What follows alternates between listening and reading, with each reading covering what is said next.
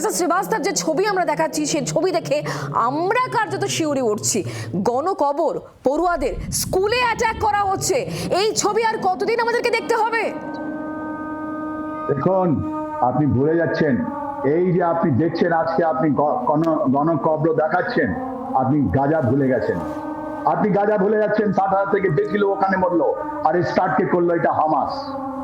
7 October যখন Hamas start করলো, ওরা কি ভেবে একটা ইসরায়েলিদেরকে মারলো, উস্কানি খেয়ে দিল। কোথা থেকে স্টার্ট হলো? এটা চক্র আছে। এই চক্র, এটা মানুষকে বুঝতে হবে। এই আপনার গাজাতে যখন হামাস মারলো, 60,000 থেকে বেশি লোক, ওদের তো কবর নেই। এখন আপনি ইরানকে দেখাচ্ছেন। ভাই ভাই, এটা আপনি দেখাতে পারেন, কিন্তু মানুষের যেটা আছে টলারেন্স পয়েন্ট, ওটা অনেক আগে আছে। এই আপনি যদি দেখাচ্ছেন, তাহলে আপনাকেও দেখাতে হবে ইসরায়েলের, আপনাকে দেখাতে হবে খাড়ি দেশে, আপনাকে দেখাতে হবে কুয়েত, আপনাকে দেখাতে হবে দুবাই, আপনাকে দেখাতে হবে আপনার যেটা আপনার সৌদি আরবিয়া আছে, বাহরিন আছে, সব জায়গায় আপনাকে দেখাতে হবে। সাধারণ মানুষ সব জায়গায় মরবে, এইটাই বাইলা, এটাই নেচার অফ ল। এই নেচার অফ ল। কিন্তু যুদ্ধটা কিসের জন্য হচ্ছে? হামাস কেন যুদ্ধ করলো, এটা আজ পর্যন্ত আমরা বুঝতে পারছি না।